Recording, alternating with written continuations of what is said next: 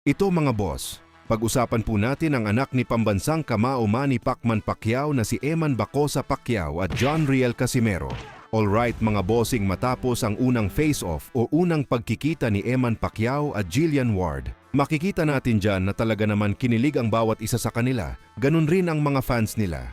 Eman at Jillian Ward, mas kinilig pa sa unang tagpo ng dalawa sa GMA Network. Biglang sumikat ngayon si Eman Bacosa at talaga namang pinag-uusapan ito sa mga comment section. Pero sa kabila ng biglang pagugong ng pangalan ni Eman Bacosa Pacquiao, ay may mga iilan naman ang tila hindi sang-ayon sa pag-aartista ni Eman Pacquiao, at isa nga rito ang sinasabi nilang direktor daw na si Ronaldo Carvalho. Ayon sa pahayag nitong si Direktor Carvalho, natutuwa nga raw ito sa pagpirma ng kontrata ni Eman sa GMA7 Sparkle.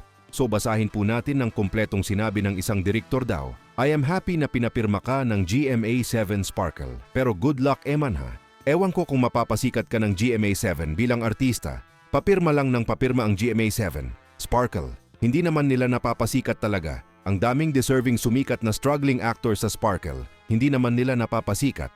Nako, kung ako sa'yo Eman, mag-concentrate ka na lang sa boxing. May itsura ka naman Eman. Pero mas maraming mas gwapo sa'yo sa kwadra ng GMA7 Sparkle artists. Ni walang mga karir, natetengga hindi nila mapasikat. Ikaw pa kaya Eman? So ito mga bossing, sasagutin natin yung sinasabi ng isang direktor na papirma lang daw ng papirma ang GMA7 Sparkle.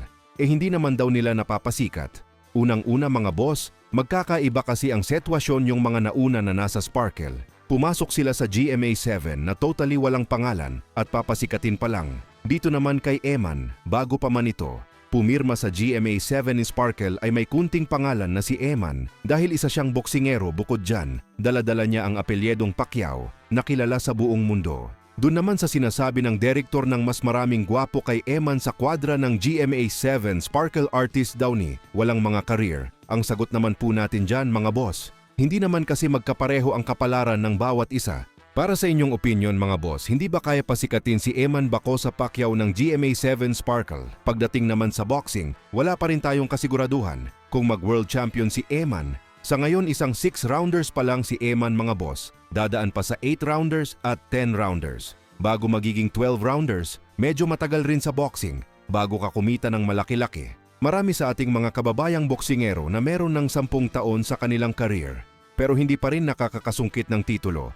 Dahil ang totoong kitaan sa boxing, mga boss, kinakailangan mong maging world champion dyan bago ka kumita na masasabi nating milyones talaga. Katulad nila John Riel Casimero, naging 3-weight world champion, talagang pumaldo na yan ng milyones sa bawat laban. Hindi man kasing laki sa kinikita ni Manny Pacquiao, at least milyones pa rin ang pinag-uusapan. So may laban si Casimero sa darating na December 27, kaya abangan po natin yan mga boss.